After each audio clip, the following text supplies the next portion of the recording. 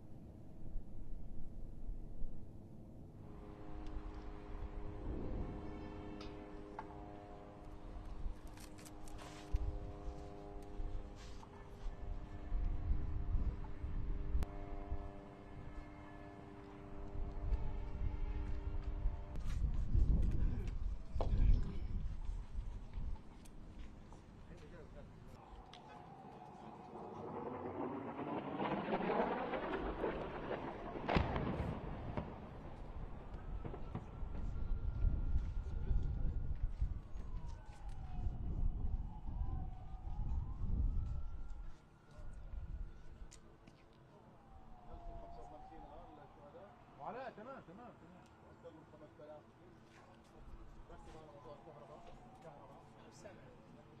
صوت عالي. لا تقعدش political teams الكهرباء freshest roads and buildings of lack of fuel to generate electricity.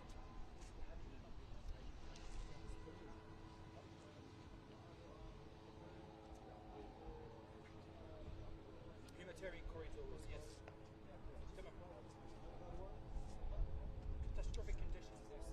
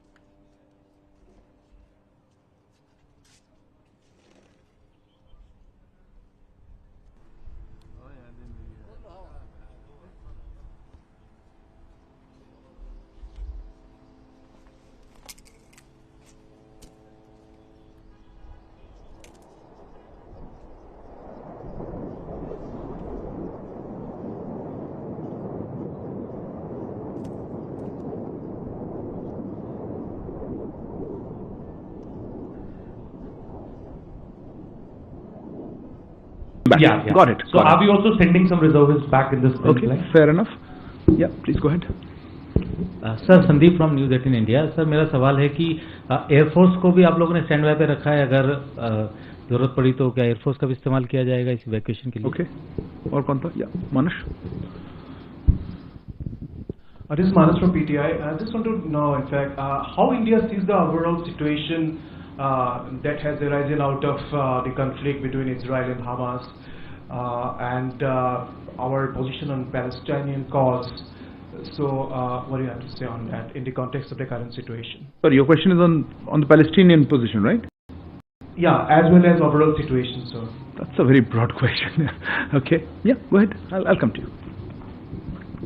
Sir, Ayushi Agarwal from ANI. So there were reports of an Indian caregiver from Kerala who was injured during the attack by Hamas. Are we in touch with her family and any Indian casualty that we know of? Before I come to, yeah, please go ahead. Sorry, Yash, I missed you. Sir, Rishikesh from PTI. Is India support? Who was injured during the attack by Hamas. Are we in touch with her family and any Indian casualty that we know of? Before I come to, yeah, please go ahead. Sorry, Yash, I missed you. Sir, Rishikesh from PTI. Is India supporting Israel in war against Hamas? Especially there are reports of massive civilian casualties in Gaza. And Sorry, didn't get your question. Could you repeat is it? India supporting Israel By? on war against By what? Hamas? By doing what? Moral or Oh, acha. like that. Generally, you mean? And, you mean what is our stand? Yes. And did PM Modi convey to Israeli PM that this is not an era war? Okay. Yashi, go ahead. Yeshi Seli from the New Indian Express. Is there any evacuation program stuck in Palestine as well, or this is only for Israel? Okay, fair enough. I saw one more hand. Yes, ma'am. No, microphone, please. Milan from India today. Just want to understand India's stance now, considering the recent events. Will India also go ahead and look at, changing its stance, or maybe trying to suggest, as other nations are suggesting, that Hamas is a terrorist organization? Okay. And anybody else left that I haven't missed out? Yeah. One more additional. Okay, please. I know it's an important topic. Sir, Meghna from DD News. We know that security has been increased outside the Embassy of Israel in New Delhi and also other Jewish establishments. Any security concerns that the Israel Embassy has conveyed to us? Okay. Pia? Hi, Pia with the print. Just a simple question. How many Indians in the first batch? Which batch? The first batch of Indians being evacuated. On the flight. tonight. Flight. Okay. Yeah, your hand is not visible. Yeah. Please, right. Please stand up if you need. Yeah. This is Devi Rupa from Novaya. I'm just appending to the earlier questions from Manas and others. Other countries, for example, UAE, Jordan, Egypt, and for Japan, they've all called for maximum restraint on. They've not named which party, but they asked all sides to exercise maximum restraint. Is that also something that we would like to add to it, add our voice to it? Add to what, sir? Add our voice to the call of restraint in the region. Okay, I think I've taken almost all the questions. You have something? Okay, please go ahead. So the Palestinian envoy to India yesterday in an interview said that he would ask India to intervene and de-escalate the whole issue.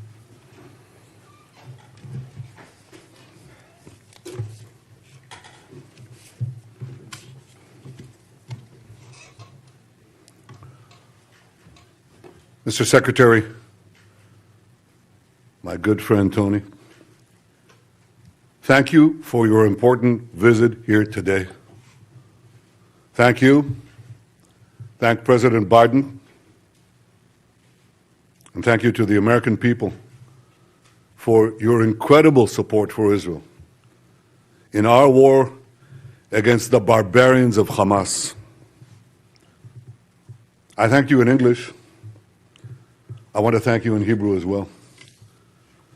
אני רוצה להודות למזכיר המדינה בלינקן, לנשיא ביידן ולעם האמריקני על התמיכה הכבירה שלהם במלחמה שלנו נגד הברברים של החמאס. אדוני המזכיר, אתה בא הנה לעם כואב, עם לוחם, עם של אריות, עם שנחוש לנצח את כוחות הרשע מסביבנו. משעה לשעה מגיעות לנו, אנחנו שומעים על סיפורי הזוועה ועל סיפורי הגבורה. סיפורי הזוועה אומרים הכל עליהם, וסיפורי הגבורה אומרים הכל עלינו. והגבורה הזאת תנצח. Mr. Secretary, your visit is another tangible example of America's unequivocal support for Israel. Hamas has shown itself to be an enemy of civilization. The massacring of young people in an outdoor music festival, the butchering of entire families, the murder of parents in front of their children and the murder of children in front of their parents, the burning of people alive, the beheadings, the kidnappings of a young boy, not only kidnapped, molested, hurt, attacked, and the sickening display of celebrating these horrors, the celebration and glorification of evil. President Biden was absolutely correct in calling this sheer evil. Hamas is ISIS, and just as ISIS was crushed, so too will Hamas be crushed. And Hamas should be treated exactly the way ISIS was treated. They should be spit out from the community of nations. No leader should meet them. No country should harbor them. And those that do should be sanctioned. Tony, my friend, I say to you, I say to all of us, there will be many difficult days ahead. But I have no doubt that the forces of civilization will win. And the reason that's true is because we understand what is the first prerequisite of victory. It's what you just said in our meeting. Moral clarity. This is a time, a particular time, a special time, that we must stand tall, proud, and united against evil.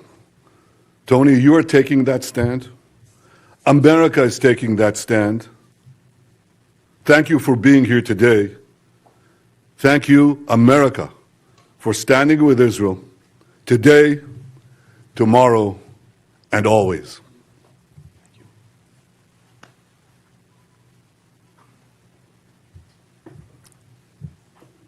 Mr. Prime Minister, I'm grateful to be back in Israel in this incredibly difficult moment for this nation, but in fact, for the entire world. If you'll permit me, personal aside, I come before you not only as the United States Secretary of State, but also as a Jew. My grandfather, Maurice Blinken, fled pogroms in Russia. My stepfather, Samuel Pizar, survived concentration camps, Auschwitz, Dachau, Majdanek. So, Prime Minister, I understand on a personal level the harrowing echoes that Hamas's massacres carry for Israeli Jews, indeed, for Jews everywhere. I also come before you as a husband and father of young children. It's impossible for me to look at the photos of families killed, such as the mother, father, and 3 small children murdered as they sheltered in their home in Kibbutz near Oz, and not think of my own children. This was just one of Hamas's countless acts of terror. In a litany of brutality and inhumanity that, yes, brings to mind the worst of ISIS. Babies slaughtered, bodies desecrated, young people burned alive, women raped, parents executed in front of their children, children in front of their parents. How are we even to understand this, to digest this? And yet, at the same time that we've been shocked by the depravity of Hamas, we've also been inspired by the bravery of Israel's citizens. The grandfather who drove over an hour to a kibbutz under siege, armed only with a pistol, and rescued his kids and grandkids. The mother who died shielding her teenage son with her body, giving her life to save his, giving him life for a second time. The volunteer security teams on the kibbutzes who swiftly rallied to defend their friends and neighbors despite being heavily outnumbered. And we're lifted by the remarkable solidarity of the Israeli people, demonstrated in the long lines of people giving blood, in the hundreds of thousands of reservists who've mobilized, some rushing home from abroad, people around the country opening their homes to fellow citizens displaced from the south. The people of Israel have long and rightly prided themselves on their self-reliance, on their ability to defend themselves, even when the odds are stacked against them. The message that I bring to Israel is this: you may be strong enough on your own to defend yourself, but as long as America exists, you will never ever have to. We will always be there by your side. That's the message that President Biden delivered to the Prime Minister from the moment this crisis began. It's the message that I and my other colleagues in the government have delivered to our Israeli counterparts on a daily, even an hourly basis. It's the message that I bring with me to our discussions today, and it's what I'll affirm when I meet with the members of Israel's newly formed national emergency government. We welcome the government's creation and the unity and resolve that it reflects across Israel's society. We're delivering on our word, supplying ammunition, interceptors, to replenish Israel's Iron Dome, alongside other defense materiel. First shipments of U.S. military support have already arrived in Israel, and more is on the way. Defense needs evolve. We will work with Congress to make sure that they're met. And I can tell you, there is overwhelming bipartisan support in our Congress for Israel's security. Here in Israel and everywhere, we will reaffirm the crystal clear warning that President Biden issued yesterday to any adversary, state or non-state, taking advantage of the current crisis to attack Israel. Don't. The United States has Israel's back. We've deployed the world's largest aircraft carrier to the eastern Mediterranean. We bolstered the presence of U.S. fighter aircraft in the region. We're providing other support as well. We continue working closely with Israel to secure the release of the men, women, children, elderly people taken hostage by Hamas. We're pursuing intensive diplomacy throughout the region to prevent the conflict from spreading, and I'll be doing that over the course of my trip in the coming days. Too often in the past, leaders have equivocated in the face of terrorist attacks against Israel and its people.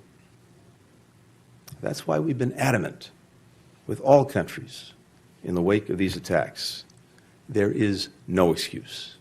There is no justification for these atrocities. You heard the Prime Minister say it.